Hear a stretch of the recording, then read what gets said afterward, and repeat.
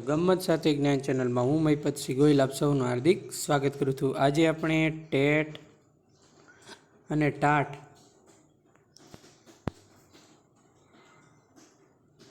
ભરતી જે આવવાની છે બરાબર 2024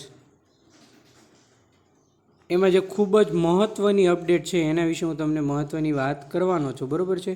જો તમે આપણી ચેનલ પર ફર્સ્ટ ટાઈમ વિઝિટ કરતા હો તો ગમ્મત સાથે જ્ઞાન ચેનલને લાઇક કરી દેજો, શેર કરી દેજો, સબસ્ક્રાઇબ કરી દેજો। જો તમે આપણા ગ્રુપમાં જોડાવા માગતા હોય ટેલિગ્રામ ગ્રુપમાં તો નીચે ડિસ્ક્રિપ્શનમાં લિંક આપેલી છે, ત્યાં તમે જોડાઈ શકો છો। તો ચાલો મિત્રો આપણે આગળ વધીએ। તો રાજ્યના શિક્ષણ વિભાગે ધોરણ 9થી 12ના શિક્ષકની ભરતીના નવા નિયમો જાહેર કર્યા છે બરાબર છે। સ્નાતક, અનુસ્નાતક, બીએડ, એમએડના માર્ક્સની ભરતીના મેરિટમાંથી બાદબાકી। હવે જે તમે લોકો અત્યાર સુધી છે ને મેરિટનો રેશિયો કયો તો હું તમને જણાવી દઉં। અત્યાર સુધી મેરિટનો રેશિયો હતો 70-30 બરાબર 100 બરાબર। હવે આમાંથી છે ને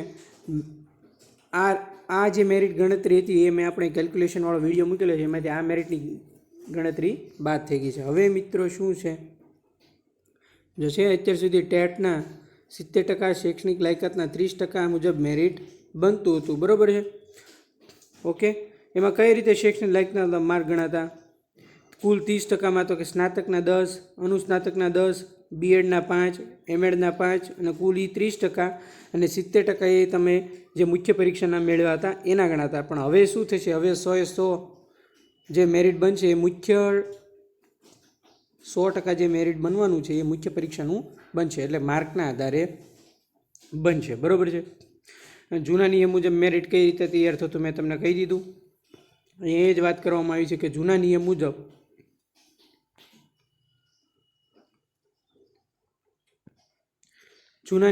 ટાટની પરીક્ષાના 70%, અન્ય શૈક્ષણિક લાયકાતના 30%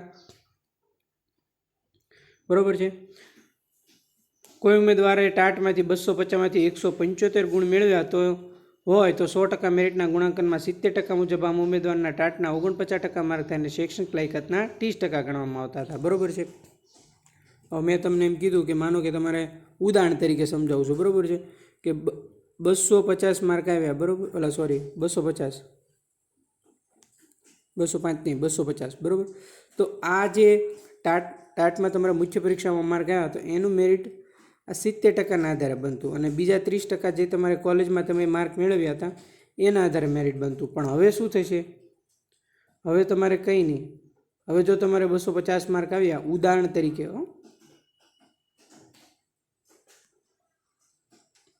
જો હવે તમારે 250 માર્ક આવ્યા તો એ તમારે 100% મેરિટ આનું ગણાશે। એટલે જે વિદ્યાર્થીઓને મુખ્ય પરીક્ષામાં સારા માર્ક છે એમને ખૂબ જ મહત્ત્વનો ફાયદો થશે બરાબર છે।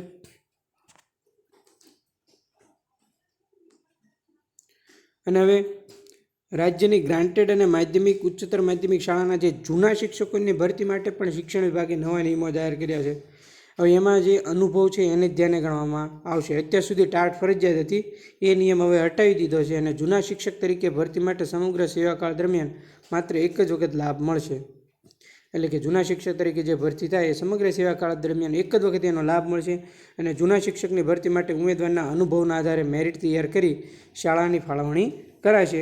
જૂના શિક્ષકની ભરતીમાં જૂના શિક્ષણ અને શિક્ષણ સહાયકનો રેશિયો 1:3 રહેશે। જૂના શિક્ષક અને ગ્રાન્ટેડ સ્કૂલમાં 5 વર્ષનો અનુભવ ધરાવતા હોય અને હાલ સેવામાં હોય તેવા નિયમિત શિક્ષકો અરજી કરી શકશે બરાબર છે। એમાં અરજી કોણ કરી શકશે કે જે જૂના શિક્ષક માટે ગ્રાન્ટેડ સ્કૂલમાં 5 વર્ષનો અનુભવ ધરાવતા અને હાલ સેવામાં હોય એવા નિયમિત શિક્ષકો છે એમાં અરજી કરી શકશે બરાબર છે ઓકે ડન છે। તો જેને 70 અને 30%નો રેશિયો છે એમાં 100% મુખ્ય પરીક્ષાના માર્ક 100% મુખ્ય પરીક્ષાના માર્કને જ હવે ધ્યાને લેવામાં આવશે બરાબર છે।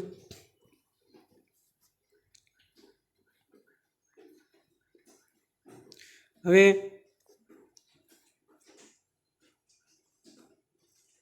તમને કહી દઉં, ગત સપ્ટેમ્બર આપણે અહીંયા જોઈ લઈએ બરાબર, એક જ મિનિટ।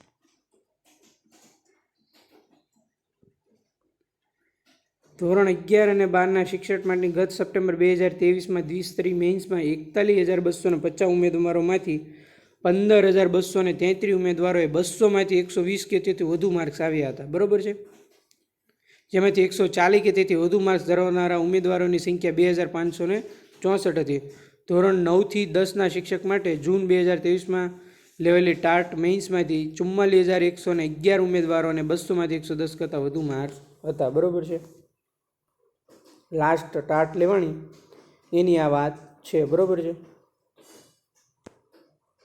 ઓકે, એટલે તમને કહી દઉં, આ વખતે જે મેરિટ છે એમાં 140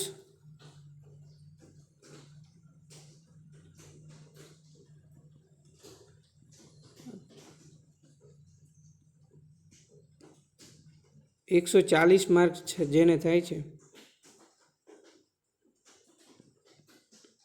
એ ડન. બરાબર, એ આવી જશે 100% આવી જશે 140 માર્કવાળા ટાટમાં. અને ટેટમાં તો મેં તમને કીધું એ મેરિટ કેલ્ક્યુલેશન કઈ રીતે થશે એનો મેં એક લેક્ચર બનાવેલો જ છે. ઓલરેડી તમને પ્લેલિસ્ટમાં જોશો તો ટેટ ટાટ ભરતીનું ફોલ્ડર બનાવેલું છે, ત્યાં તમને મળી જશે. બરાબર છે. એની ગણતરી કઈ રીતે થશે એ તો મેં જણાવેલું છે, એમાં જોઈ લેજો તમે. બરાબર છે. એટલે જેમને મુખ્ય પરીક્ષામાં 140+ માર્ક્સ થાય છે એ લોકોની જગ્યા કન્ફર્મ ફિક્સ, એ લોકો શિક્ષક બની જશે. ઉપરાંત બીજું એ જોવાનું રહેશે કેટલી જગ્યા આવે છે.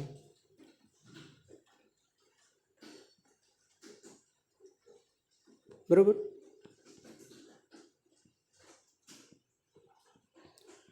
એના આધારે જોવાનું રહેશે કેટલી જગ્યાના આધારે મેઇન્સના માર્ક્સ. બરાબર, કેટલી જગ્યા આધારે એના આધારે મેઇન્સના માર્ક્સ કેટલા છે એના આધારે મેરિટ બનશે અને પછી ખબર પડશે કે તમારે મેરિટમાં નામ આવશે કે નહીં. વેકેન્સી આધારે જ ખબર પડશે, કેમ કે મેં તમને કહી દીધું કે 140+ માર્ક પણ 2600 ઉપર છે. બરાબર, અને 120 માર્ક ઉપર પણ ઘણા બધા સ્ટુડન્ટ છે.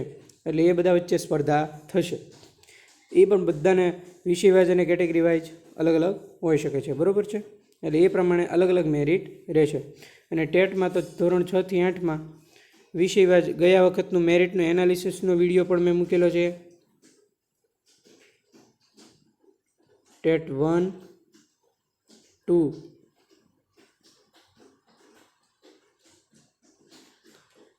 મેરિટ, લાસ્ટ ટાઈમનું જે મેરિટ છે ને